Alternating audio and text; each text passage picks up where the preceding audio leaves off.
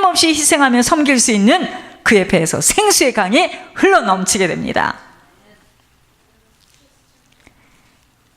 그의 배, 곧 그의 인생에서 생수만이 떨어지거나 얻지 못하게 되면 모든 것에 갈라지는 목마름으로 사라지지 못하기에 생수의 근원 되시는 하나님 앞에 생수를 공급받는 일만이 우선이라는 것입니다.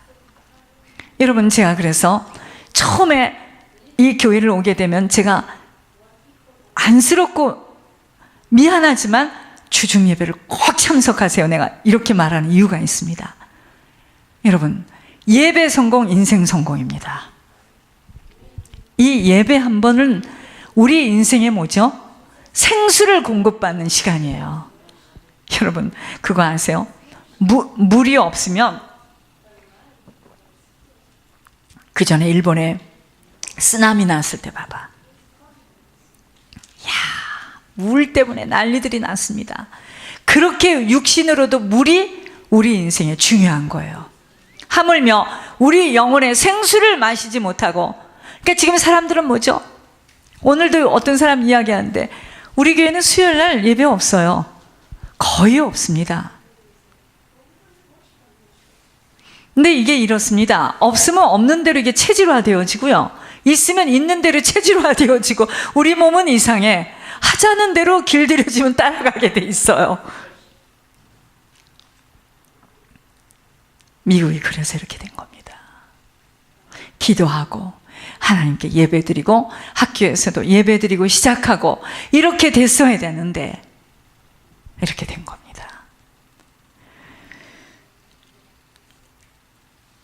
우리가 생수의 근원 되신 하나님 앞에 생수를 공급받는 일만이 우리 인생의 우선이에요. 우선. 여러분, 예배드리기 위해서 학교 갑니다. 그걸 아이들한테 인식을 시켜야 돼요. 근데 우리는 이렇게 인식이 되어 있습니다. 학교 때문에 예배는 쉬어야 돼. 피곤하니까. 그렇게 되어 있습니다.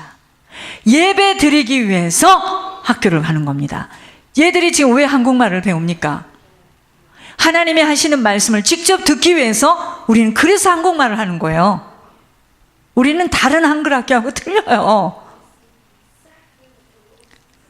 예배를 드리기, 저 아이들이요, 저 청년들이, 저 아버지 엄마가 한국말을 정확하게 배워서 하나님이 하시는 말씀을 직접 들으면 저 사람들 문서로 보는 거하고 몇 배입니다. 막 가슴이 팡팡 쳐요. 근데 우리는 시험 보고 학교 시작했고 이거 했고 또 내일 학교에서 중요하고 필출입 가고 어떻고, 그러니까 예배는 놔요. 틀립니다. 여러분, 예배 드리기 위해서 사업하는 거고요, 예배 드리기 위해서 직장에 가는 겁니다. 예배 드리기 위해서 학교 가는 거예요. 쟤들이요, 예배를 드리고 학교를 가죠. 여러분들 모를 겁니다. 하나님이 주시는 지혜로 팍팍 돌아갑니다. 그래서 제가 옛날에 성경 가지고 과외 공부하는 사람 난 눈을 씻고 볼래야 못 봤어요. 그러면 인물 나옵니다. 유명한 부흥사도 나오고요.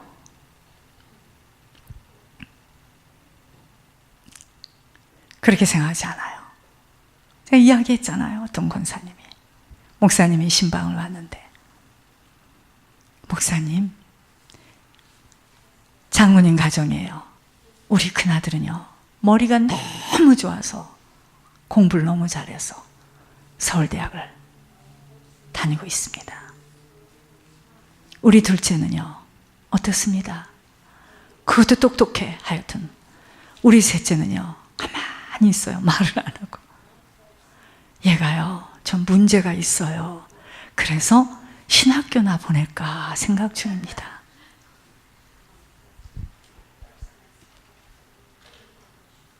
그게 우리들의 신앙입니다. 하나님 앞에 최선의 것을, 모든 것을 드리고 싶어 하지 않습니다. 그러니까 제가 이야기하잖아요. 하나님이 불렀다 했을 때 자기 일이 있고 자기 벌이가 있으면은요, 주춤거립니다. 하나님 못 만난 거예요. 여러분, 진짜 하나님을 만나면 너무나 남자를 많이 바꿔서 얼굴이 붉어져서 남들이 물을 기를 수 있는 시간에는 나타날 수 없는 여자예요. 그런데 이 사람이 예수님을 만났습니다. 물동이를 던지고요. 와보세요. 와보세요. 여러분, 우리가 진짜 예수님을 만나면 우리 인생에요, 던집니다. 못 만났으니까 주춤거리는 거예요. 못 만난 사람은 신학을 먼저 할 게 아니라 예수님을 만나야 돼요. 인격적으로 만나야 됩니다. 여러분, 남녀가 사랑이 붙는 것도요, 옆에서 친정 어머니가 아무리 저 남자가 네 짝이니까 잘 좀 해봐라, 눈 깍꾹 해도 그 처녀가 그 남자하고 스파크가 일어나서 감정의 교류가 터져야 일이 나는 거지. 예수님을 만나야 됩니다.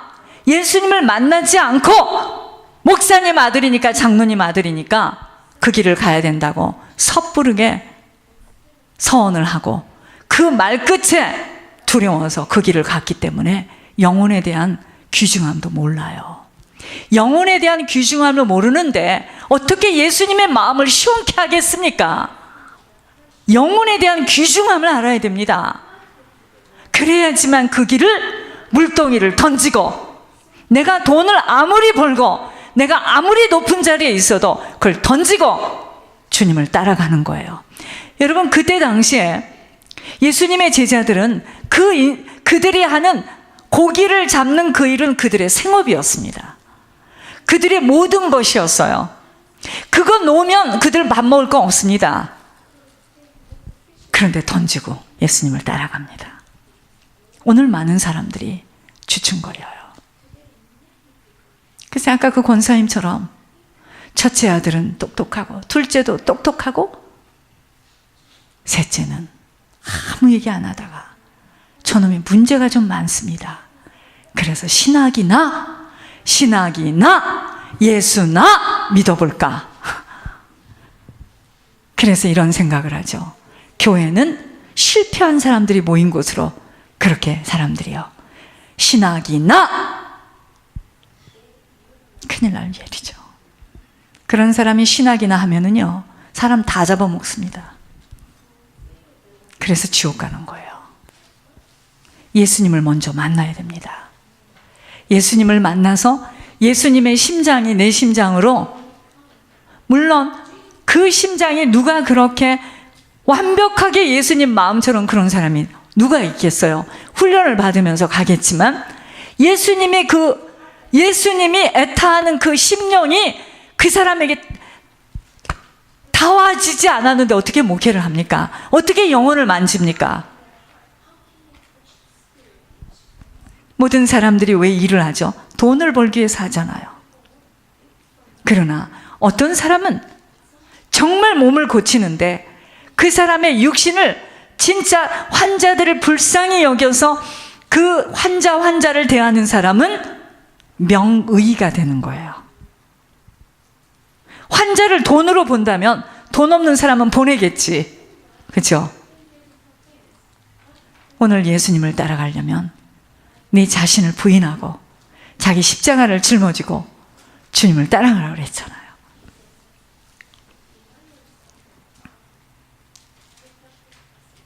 저도 미안하니까 보상 심리로 그 길을 못 간 것 같으니까 아이를 낳자마자 그 아이를 서원했잖아요. 서원한 걸 깜빡 잊어버렸습니다. 애가 뭘 시키니까 너무 잘하는 거예요. 하나님이 그래? 어디 좀 두고 보자. 여러분, 참 인간은요 악합니다.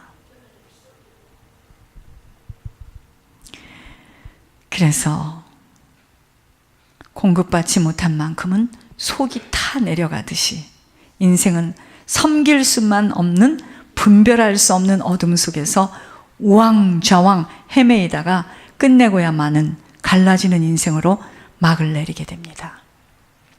물이 내려가면 속이 시원케 되듯이 우리의 인생에서 섬기지 못하고 살아가는 자는 목마른 인생으로 영혼을 가진 사람인데 하나님과만 맞지 않은 자로 살아가게 되는, 인간이지만 깨닫지 못하면 짐승보다 못하다는 거예요. 오늘 왜 목마르다고요? 생수를 못 먹어서 그래요. 생수의 근원 되시는 예수님께 나와 그 말씀을 듣고 그 말씀대로 지켜 행하는 것만큼 그 배에서 생수의 강이 흘러 넘치리라. 그 배에서, 그 인생의 삶에서, 그 마음 속에서, 그의 양심 속에서 다른 사람을 성령만이 할 수 있는 섬기고 베풀고 나누는 일이 지속되어질 때 그의 인생에서, 그의 배에서 생수의 강이 흘러 넘친다는 거예요. 생수의 강이 흘러 넘치는데 왜 목마릅니까? 그렇지 못할 때는 목말라요. 인생이 다 목마릅니다. 근데 그걸 모르면 사람들은 내가 자식이 없어서 일어나 봐, 내가 남편이 없어서 일어나 봐, 내가 돈이 없어서 일어나 봐, 내가 망해서 일어나 봐, 형제들이 나를 버려서 일어나 봐. 아니에요. 생수의 근원 되시는 하나님께로부터 나와서 생수를 못 마셔서 그래요. 그래서 그 배에서, 그의 인생에서 생수의 강이 흘러 넘치는 게 아니라 악취가 흘러 넘치는 거죠. 목마르니까. 여러분, 우리가 금식할 때요, 물을 많이 마시지 않으면 그 사람 속에서 속에서 나옵니다. 냄새 나와요. 아시죠? 그 속에 있던 것이 막 나와요. 냄새 납니다. 우리가 정말 우리 인생의 가장 중요한 것은 생수의 근원 되시는 하나님 앞에 나오기를, 이것이 우선이야. 이것 때문에 직장도 가는 거고, 이것 때문에 사업도 하는 거고, 이것 때문에 목회도 하는 거지. 다 지금 뒤바뀌었습니다. 시간 나고, 형편이 좀 나고, 기운도 좀 나고, 여유가 나는 사람은 예배 가는 거고, 죽을 것만 같은 사람들은 못 가는 거예요.